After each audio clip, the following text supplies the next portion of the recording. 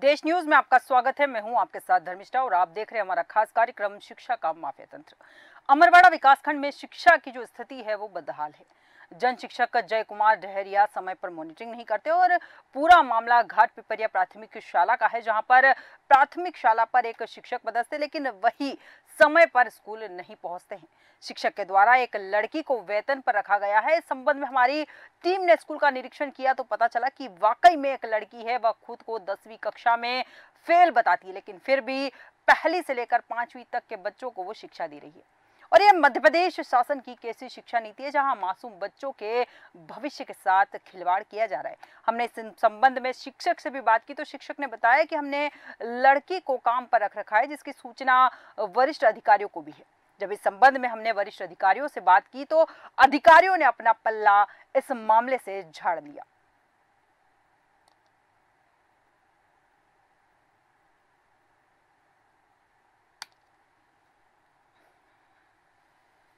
और इसकी जानकारी आपके माध्यम से प्राप्त हुई अभी। आज और कल थोड़ा चुनाव में परसों जरूर जाकर के मैं जन शिक्षकों से और संकुल प्रचार से दोनों से इस बारे में जांच करूंगा उनकी, और उनसे जो जानकारी लेकर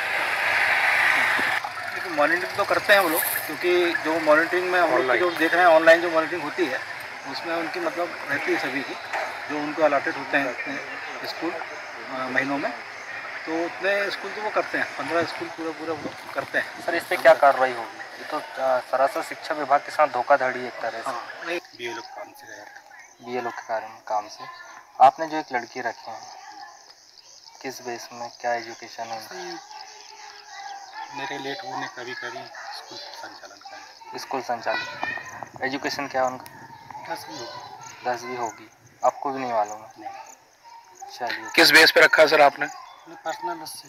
हाँ जी, पर्सनल बेस में रखा हूँ मैंने। पर्सनल पर संचालन ही। अच्छा, तभी आप बीएलओ का काम कहाँ कर रहे थे? बीएलओ काम यहीं। कहाँ पे? घाट में पर। किस जगह थे? हम तो पूरे अमरवाड़ा में बीएलओ काम से गया था। जी, बीएलओ काम से अमरवाड़ा ऑफिस गया।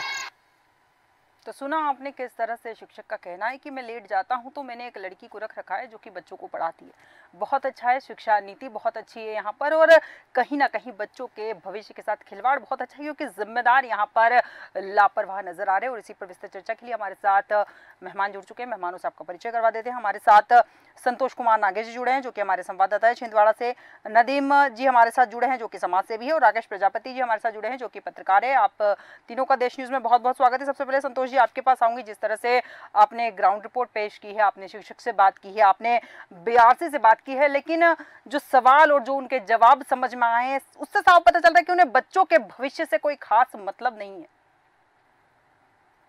धर्मेश, मैं बताना चाहूंगा कि मैं इसके लिए जब जन शिक्षक से बात करने की कोशिश की तो जन शिक्षक बोलता है कि मैं मॉनिटरिंग तो करता हूं, परंतु ये जन शिक्षक क्या मॉनिटरिंग करते हैं, ये सिर्फ कंप्यूटर और कागजों में इनकी मॉनिटरिंग हो जाती है। कभी ये स्कूल जाके नहीं देखते हैं। वह लड़की 17 तारीख से कंटिन्यू पढ़ा रही है स्कूल में।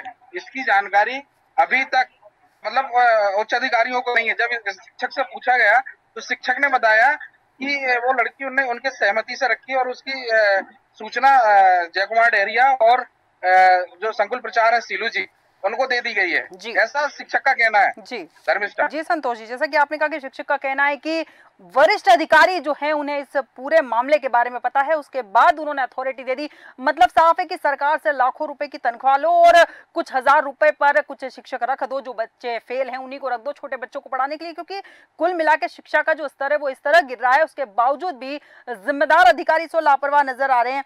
इस वक्त में नदीम जी आपके पास आऊंगी। यहाँ पर जो परिस्थितियां सामने आ रही, जिस तरह से शिक्षक लापरवाह नजर आ रहे हैं, कैमरे के सामने बोल रहे हैं कि वरिष्ठ अधिकारी को इस मामले में सब पता है और मैं लेट आता हूं इसलिए बच्ची को रखे, आपको क्या लगता है ऐसे शिक्षक बच्चों को क्या शिक्षा देंगे? जी हाँ, मैं आपको बताना चाहूंगा, लगातार अमरवाड़ा विकास खंड से मीडिया के माध्यम से हमारी जानकारी में ऐसे मामले आते रहते हैं कि कहीं शिक्षक समय पे नहीं पहुंचते हैं और अधिकारी को बता देते हैं कि भाई हम स्कूल पहुंच गए हैं, और वो अपने निजी काम को करते रहते हैं।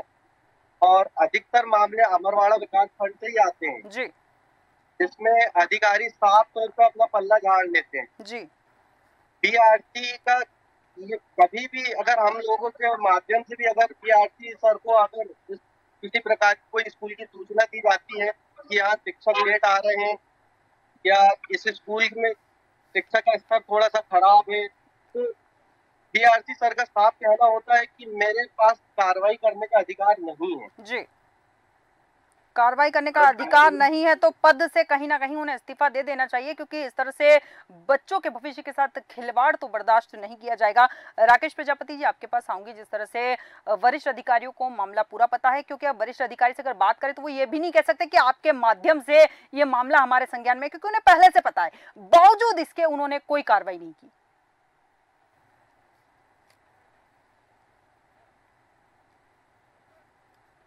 राकेश जी, आपकी आवाज हम तक नहीं पहुंच पा रही है। हाँ, मैंने ये कह रहा था समिष्टा जी, जो अमरवाड़ा विकासखंड का ये मामला है, ये आदिवासी अंचल है। अमरवाड़ा हो या हर्रई विकासखंड हो, जी, ये दोनों आदिवासी अंचल में है और यहाँ पर शिक्षा व्यवस्था का कोई कहानी घोरी नहीं है। किसी को भी किसी जिम्मेदार अधिकारी हैं, वो तो एक तो समय पे आपको मिलेंगे नहीं। किसी संबंधित विषय पे आप चर्चा करने की कोशिश करोगे तो वो पल्ला झाड़ेंगे। उसके बाद इस एरिया में, इस पूरे इस इलाके के अंदर शिक्षा व्यवस्था के नाम पर सिर्फ एक औपचारिकताएं निभाई जा रही है। ना तो जिम्मेदारी अधिकारी वहां पहुंचते हैं, लगातार सतत मॉनिटरिंग करते हैं। जैसे कि आपके संवाददाता ने बताया कि बीआरसी से जो अभी अजय शर्मा जी, उन्होंने बोला कि मैं तो बकायदा मॉनिटरिंग करता हूँ। अगर वो मॉनिटरिंग करते रहते तो इस तरह की जानकारियां होने के बावजूद क्या वो छुप रहते? बिल्कुल। ये साफ स्पष्ट नजर आता है कि वो अपनी जो जिम्मेदारियां उनका निर्वाह ठीक ढंग से नहीं कर रहे हैं और बड़ी बेशर्मी के साथ, मुझे कठोर शब्दों का प्रयोग करना पड़ा, बड़ी बेशर्मी के साथ वो उस चीज को डिनाई कर रहे हैं। तो ये अच्छा, ये ऐसी स्थिति भी ऐसा भी नहीं है कि यहाँ के जिले में बैठे वरिष्ठ अधिकारियों या बीआरसी या विकासखंड शिक्षा अधिकारियों को इस चीज की जानकारी नहीं है। बस चूंकि मैंने बताया ना कि इसका कोई हानिगोरी नहीं है और इसी का फायदा जो होता है शासन की नीतियां लिखे नियम भी हों, अगर लगातार समय समय पर उन चीज की मॉनिटरिंग अगर होती है तो ये सब व्यवस्थाएं सुचारू रूप से चलती है और इसका क्या फायदा क्षेत्र में पढ़ने वाले बच्चों को मिले। बिल्कुल बिल्कुल राकेश जी, बहुत सही बात कही आपने कि कहीं ना कहीं मॉनिटरिंग ठीक रूप से नहीं हो रही और यही कारण है कि यहाँ लापरवाही नजर आ रही है। संतोष जी, आपके पास आऊंगी। मॉनिटरिंग की बात चल रही है तो सवाल वही उठता है कि मॉनिटरिंग करने वाला खुद लापरवाह है, वो खुद मामले से पल्ला झाड़ रहा है। अब किसके भरोसे उन बच्चों का भविष्य?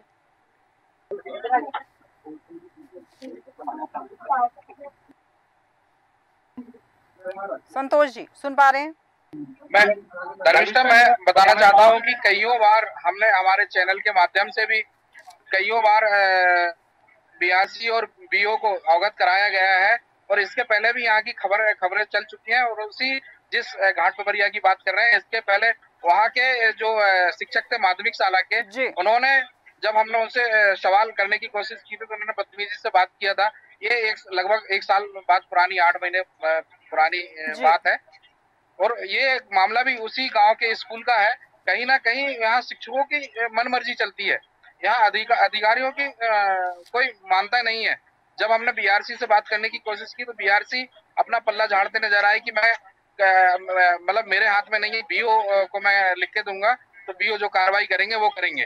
ऐसा बीआरसी अपना पल्ला झाड़ते हुए नजर आए। धर्मिष्ठा जी, संतोष जी, जैसा कि आपने कहा कि सब पल्ला झाड़ते हुए नजर आए क्योंकि कोई अपनी जिम्मेदारी उठाना नहीं चाहता है। यहाँ पे शिक्षक लापरवाह है, मॉनिटरिंग करने वाले अधिकारी लापरवाह हैं और कहीं ना कहीं शिक्षा विभाग जो यहाँ है वो कुंभकर्ण की नींद सोया हुआ है। तभी शायद इतने सारे बच्चों के साथ, इतने सारे बच्चों के भविष्य के साथ खिलवाड़ होने के बाद में उनकी जो कुंभकर्णी नींद है वो अब तक नहीं टूट पा रही है। नदीम मंसूरी जी, आपके पास आऊंगी। इस तरह के मामले जब सामने आते हैं, कई बार ऐसा होता है कि माता पिता बच्चों को स्कूल भेजते हैं ये सोचकर कि बच्चों का भविष्य बनेगा।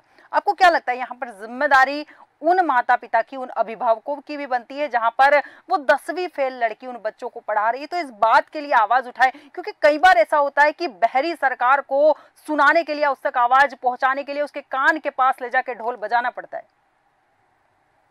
जी, मैं आपको बताना चाहूंगा कि इससे पहले भी हमारे द्वारा कई आंदोलन करे गए हैं।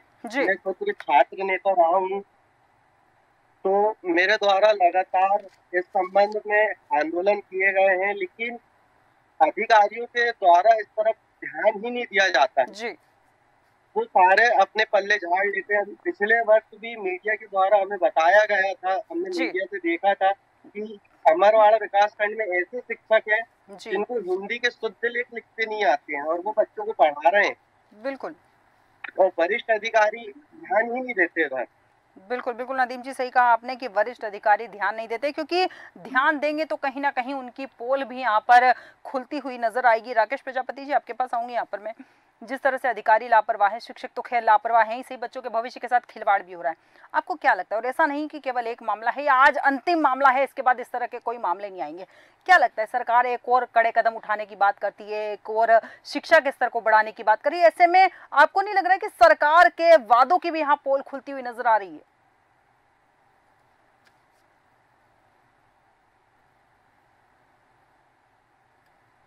राकेश जी, आपकी आवाज हम तक नहीं पहुंच पा रही है। हाँ धर्मिष्ठा, मैंने बोला, मैं कह रहा था कि आपने एकदम सही फरमाया कि ऐसा नहीं कि ये पहला मामला और ये अंतिम मामला है। लगातार ये व्यवस्थाएं बीते 20 सालों से आपने देखा होगा कि प्रदेश के अंदर भारतीय जनता पार्टी की सरकार है और लगातार समाचार पत्र पत्रिकाएं और इलेक्ट्रॉनिक मीडिया के माध्यम से लगातार इन सब व्यवस्थाओं या उन व्यवस्थाओं की पोल हम लोग समाचार पत्रों के माध्यम से, हम मीडिया के माध्यम से समाज के पटल के ऊपर रखते हैं। पर गैर जिम्मेदाराना जो अधिकारी हैं वो या तो उसके ऊपर जानबूझकर अपनी आंखें बंद की हैं या फिर राजनीतिक दबावों के चलते।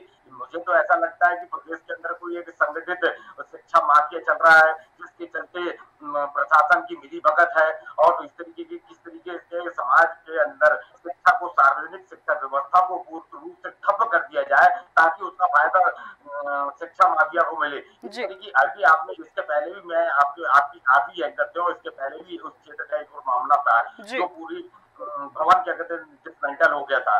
तो ये ऐसा नहीं है कि क्या जिला शिक्षा अधिकारी हो के माध्यम हो या विकास खंड शिक्षा अधिकारी के माध्यम से और समाचार पत्रों के माध्यम से ये गाहे बगाहे ये खबरें क्या कहते हैं जिला प्रशासन तक पहुंचती, मगर जिला प्रशासन भी एक अपनी अकर्मण्यता का निर्वहन करते हुए उन चीजों को या तो उनके कानों के अंदर शीशा किसी ने बोल के डाल दिया या तो उनको दिखाई नहीं दिखता है या उनको सुनाई नहीं देता है। मूक बधिर होने के नाते यहाँ पर बैठे हुए हैं इस तरीके का। इससे क्या होता है कि पूरी सार्वजनिक शिक्षा प्रणाली ही पूरी बदनाम होती है। अब बेचारे दूर, जैसा कि आपने कहा कि उन क्षेत्रों के बच्चों के माँ बाप भी कुछ जागरूक होना पड़ता है। ऐसा नहीं है, आज हम 21वीं सदी के अंदर रह रहे हैं। आप देखिएगा कि हर तीसरे व्यक्ति के हाथ में, चाहे वो ग्रामीण अंचल हो या जिले की तरह के, हर दूसरे हाथ के अंदर मोबाइल फोन है और लगातार ये समाचार क्या कहते हैं सोशल मीडिया या और किसी माध्यम से लगातार इस सुर्खियों में बने रहते हैं। बावजूद इसके उनके ऊपर किसी प्रकार का कोई असर नहीं पड़ता। मेरा तो मानना है कि सिवाय बिल्कुल राकेश जी, बहुत अच्छी बात आपने यहाँ ये कही कि एक तरफ जहाँ टेक्नोलॉजी का जमाना है, हर इंसान के हाथ में मोबाइल है, बावजूद इसके उन शिक्षकों को, उन अधिकारियों को इस बात का डर नहीं है कि कोई हमारी वीडियो बनाकर इंटरनेट पे डाल देगा या फिर टीवी चैनल के माध्यम से टीवी पर आ जाएगी और जनता को पता चल जाएगा, क्योंकि डर नहीं है। संतोष जी, आपके पास आऊंगी। डर किसी का भी नहीं है, क्या लगता है पूरी चेन बनी हुई है माफिया तंत्र की? धर्मिष्ठा, मैं बताना चाहूंगा कि आपने देखा होगा कि जो शिक्षक जब बाइट ले रहे थे तो शिक्षक ने स्वयं स्वीकार किया है कि मुझे उस बच्ची का जो पढ़ा रही है उसका एजुकेशन तक शिक्षक को पता नहीं है। इसके बावजूद भी उन्होंने बच्ची को शिक्षा के लिए स्कूल में रख लिया है। तो जब उसको शिक्षा का जब पता ही नहीं है तो बच्चों को वो कैसे पढ़ा पाएगी? ये बच्ची, वो स्वयं जो लड़की पढ़ा रही है उसने स्वयं स्वीकार किया है कि मैं 10वीं फेल हूँ।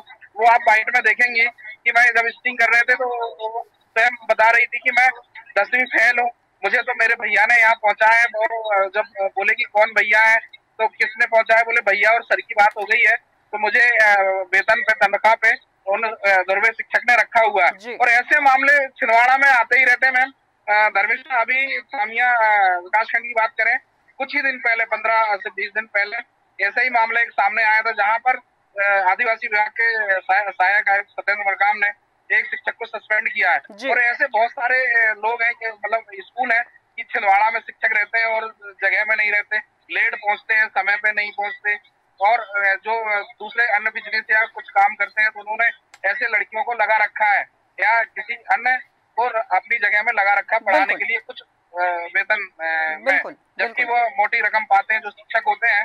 वो शिक्षक मतलब सरकार इन पर ध्यान नहीं दे रही है, शासन भी ध्यान नहीं दे रहा है और ना ही जो अधिकारी हैं इन पर ध्यान नहीं दे रहे हैं। मैं धर्मिष्ठा बताना चाहूंगा कि यहाँ बार बार हम BO, BRC और जिला शिक्षा अधिकारी से इस चीज की बात करते हैं, परंतु यहाँ पर ये इस ओर ध्यान नहीं देते हैं। बिल्कुल संतोष जी, सही कहा आपने कि कोई ध्यान नहीं देता है, क्योंकि ध्यान देने की उनके पास वजह नहीं है। उनके पास तनख्वाह बहुत अच्छे से सरकार उन्हें दे देती है और बहुत कम तनख्वाह पे उन्होंने कुछ लोग किराए पर रख रखे हैं, क्योंकि पहली बार सुना है किराए पर मकान मिलता है, किराए पर सामान मिलता है। लेकिन यहाँ मध्य प्रदेश में कुछ अनोखा मामला देखने में आ रहा है, जहाँ किराए पर शिक्षक भी मिल जाते हैं। यहाँ पर नदीम जी, मैं आपके पास आऊँगी। आपको क्या लगता है कि इस तरह की शिक्षा व्यवस्था से हमारे देश का भविष्य बन पाएगा? एक और उन बच्चों के भविष्य के साथ तो खिलवाड़ हो ही रहा है, अधिकारी अपनी जेबें भरने में लगे हो। आपको क्या लगता है, सरकार को अब तो सख्त कदम उठाने चाहिए? जी हाँ, इस तरह सरकार को अपना ध्यान जरूर आकर्षित करना चाहिए, क्योंकि जिस तरह से मध्य प्रदेश के मुख्यमंत्री शिक्षा को लेकर बात करते हैं, बड़े बड़े दावे करते हैं, लेकिन जमीनी हकीकत में कुछ नहीं है ऐसा। बिल्कुल सही कहा आपने नदीम मंजूरी जी। बच्चों के भविष्य के साथ जो खिलवाड़ हो रहा है, उसके लिए शिक्षा विभाग के अधिकारियों को और शासन को या सरकार को इस पर जरूर ध्यान देना चाहिए। बिल्कुल सही कहा आपने कि यहाँ पर सारी ही व्यवस्थाएं मात्र कागजों पर है, क्योंकि धरातल पर कुछ नजर नहीं आ रहा, ना ही शिक्षक नजर आ रहे, ना ही व्यवस्था नजर आ रही है। और सबसे बड़ी बात कि इन व्यवस्थाओं का मुआयना करने के लिए जिन्हें नियुक्त किया गया है, वो भी कहीं ना कहीं नदारद नजर आ रहे हैं। ऐसा ना हो कि एक वक्त ये आए कि उनके खिलाफ FIR करवा के ये बोलना पड़े कि इन अधिकारियों को ढूंढा जाए, ये लापता है। राकेश प्रजापति जी, आपके पास आऊंगी। मैं आपको क्या लगता है कि इस तरह के मामले सामने आते हैं और कई बार ऐसा होता है कि कुछ अधिकारी जो सीरियस होते हैं, इस मामले की गंभीरता समझते हैं कि मीडिया में मामला उछल चुका है या फिर कोई बात हमारे ऊपर आ सकती है, ऐसे में वो मात्र सस्पेंड करने की कार्रवाई करते हैं। ऐसे में आपको क्या लगता है कि क्या सजा उचित होगी इस तरह के शिक्षकों के लिए?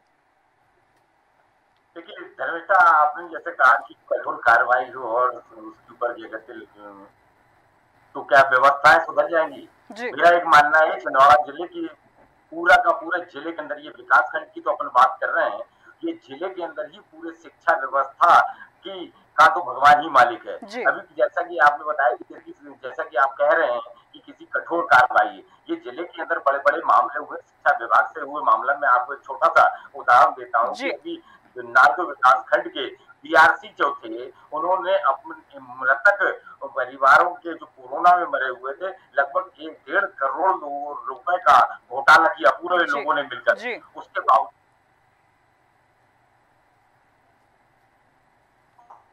लगभग वो मामला 6 महीने से यहाँ पड़ा हुआ है। तो ये मेरा एक मानना है कि इतनी सब कुछ हो जाने के बावजूद भी जो वरिष्ठ अधिकारी हैं, जिम्मेदार जो लोग हैं, वो आंख बूंद करके बैठे हुए हैं। इससे तो ये लगता है कि पूरा का पूरा दाल में कुछ काला नहीं है, पूरी दाल ही काली है। सामूहिक लूट, और शायद मेरा एक मानना है कि बड़े कठोर शब्दों की बात कर रहा हूँ, बड़े मुहावरे दे रहा हूँ मैं, ऐसा तो लगता है कि सामूहिक लूट और लूट का आपसी बंटवारा हो रहा है। आज भी वो जो BRC हैं, वो विकासखंड शिक्षा अधिकारी के पद पर बैठे हुए हैं। अभी उनको कर दिया कि तो वो अभी प्राचार्य के पद पर बैठे हैं। उनके बावजूद भी 1.5 करोड़ रुपए की रिकवरी होने के बावजूद वो जिम्मेदार जो शिक्षक है, वो आज भी अपने नौकरी से काबिज है। तो उसके ऊपर आज दिनांक तक कोई कार्रवाई नहीं हुई। लगातार समाचार पत्र, पत्रिकाओं के माध्यम से, समाजसेवी लोगों के माध्यम से ये चीजें खबरों में जाती हैं, और बावजूद इसके जिन जिम्मेदारों को जो कार्रवाई करनी है वो बिल्कुल नहीं कर रहे हैं। आंख मूंद ली है उन्होंने। रही बात राजनेताओं की, ये व्यवस्थाएं जो है हमारे लोकतंत्र के अंदर कि एक के ऊपर एक दूसरे लोग, एक जिम्मेदारों, अगर जिम्मेदारी का निर्वाह कोई नहीं करता तो ऊपर ही जो तंत्र है वो उसको बिल्कुल सही कहा राकेश जी आपने कि कहीं ना कहीं जिम्मेदार तंत्र को अपनी जिम्मेदारी समझनी होगी। संतोष कुमार जी, आपके पास आऊंगी। यहाँ पर मैं यहाँ पर जिस तरह से चर्चा चल रही है, आपने जिम्मेदार अधिकारियों से बात भी की, उन्होंने पल्ला झाड़ लिया। हमने भी अधिकारियों को फोन लगाने की कोशिश, उनसे इस विषय पर बात करने की कोशिश की, तो उन्होंने साफ इनकार कर दिया कि हम इस विषय पर नहीं बोल पाएंगे, क्योंकि बोलने के लिए कुछ है ही नहीं उनके पास। संतोष जी, आपको क्या लगता है कि अब ये बात आगे तक जानी चाहिए, सरकार तक जानी चाहिए, ताकि इस मामले में संज्ञान लिया जाए और कहीं ना कहीं छोटी सी ही सही एक पहल होनी चाहिए सुधार के लिए? धर्मिष्ठा, मैं बताना चाहता हूँ हमारे दर्शकों को कि ये हमारे चैनल के द्वारा जो ये शिक्षा का माफिया तंत्र चला जा रहा है, ये कहीं ना कहीं शिक्षा के लिए बहुत अच्छा है और इसी के जरिए शासन प्रशासन तक खबर पहुंचनी जानी चाहिए कि क्या हाल है शिक्षा के।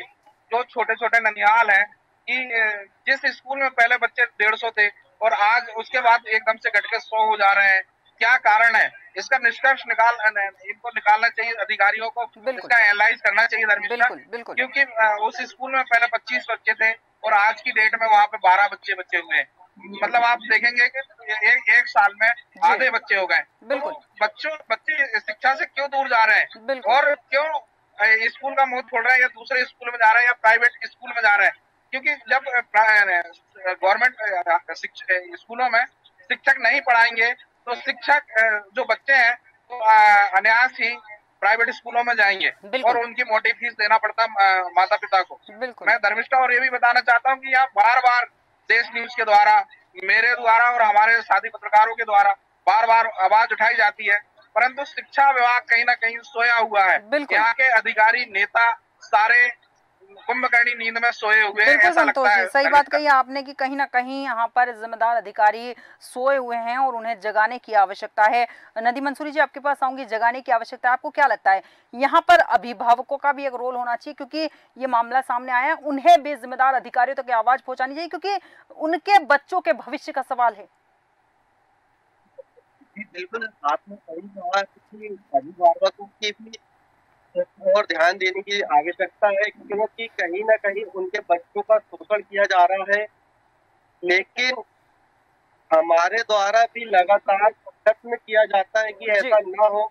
हमारे द्वारा शिक्षा विभाग के आला अधिकारियों के पास चारों शिकायत की गई है जी, लेकिन वो अपने शिक्षकों को संरक्षण देकर बचाने की कोशिश करते हैं हमेशा। जी बिल्कुल बिल्कुल नदीम जी, आपने कहा कि अपने शिक्षकों को, या ये कहें कि जहां से उनकी दाल रोटी चलती है, उन शिक्षकों को बचाने की कोशिश की जाती है। राकेश प्रजापति जी, अंतिम प्रतिक्रिया चाहूंगी यहाँ पर। मैं जिस तरह से संरक्षण की बात हो रही है, आपको क्या लगता है अगर जो आला अधिकारी है वो अपना पल्ला या फिर अपना हाथ इन लापरवाह शिक्षकों के ऊपर से हटा ले तो क्या व्यवस्था सुधर सकती है? मेरा एक मानना ऐसा है कि जब तक इसके ऊपर कठोर कार्रवाई और अपनी जिम्मेदारी का जो निर्वहन ठीक ढंग से नहीं कर रहे हैं, उनकी जवाबदारी जिम्मेदारी तय होना चाहिए और कठोर से कठोर कार्रवाई होना चाहिए। जैसा कि आपने बोला कि अभिभावकों की भी एक जिम्मेदारी है। मेरा एक मानना है धर्मिष्ठा कि अभिभावक जो हैं वो बड़े बेचारे और लाचार किस्म के हैं। समय समय पर वो लोग तो उनकी मुल्ला की मौज दौड़ मस्जिद तक वो लोग किसी न किसी तरीके से अपनी बात को उठाते हैं, अपना विरोध प्रदर्शन करते हैं। मगर जो जानकारियां या जिनको जो काम करना चाहिए, मॉनिटरिंग करना चाहिए, जो व्यवस्था बनाने का काम तंत्र है, अगर तंत्र ही अगर पंगु हो जाए तो फिर भगवान ही मालिक है। बिल्कुल बिल्कुल बिल्कुल बिल्कुल सही कहा राकेश प्रजापति जी आपने कि जब तंत्र ही पंगु हो जाए तो फिर भगवान ही मालिक है। कहीं ना कहीं अब सरकार को कड़े कदम उठाने की आवश्यकता है क्योंकि इस तरह से बच्चों के भविष्य के साथ खिलवाड़ नहीं कर रहे, वो पूरे देश के भविष्य के साथ खिलवाड़ कर रहे हैं। चूंकि हमारे पास समय का अभाव है, इसलिए संतोष कुमार नागेश जी, नदीम मंसूरी जी, राकेश प्रजापति जी, आप तीनों का बहुत बहुत धन्यवाद हमारे साथ चर्चा में शामिल होने के लिए। हम बात कर रहे थे अमरवाड़ा विकासखंड की, जहां पर एक अनोखा स्कूल सामने आया है, जहां पर शिक्षक किराए से मिलते हैं, वहां किराए से शिक्षक रखे जाते हैं बच्चों को पढ़ाने के लिए। कारण सिर्फ इतना है कि शिक्षक महोदय लेट पहुंचते हैं, इसलिए उन्होंने अपनी जगह किसी और बच्ची को रखा है जो कि 10वीं फेल है। और वरिष्ठ अधिकारियों को इस मामले में पूरी जानकारी है, बावजूद इसके वो कोई कार्रवाई नहीं करते। सरकार को इस मामले में संज्ञान लेकर तुरंत ही इस तरह के अधिकारी और इस तरह के शिक्षकों को सेवानिवृत्त कर देना चाहिए ताकि बच्चों के भविष्य के साथ खिलवाड़ होना बंद हो। हमारे आज के खास कार्यक्रम शिक्षा का माफिया तंत्र में इतना ही। आप बने रहिए देश न्यूज के साथ।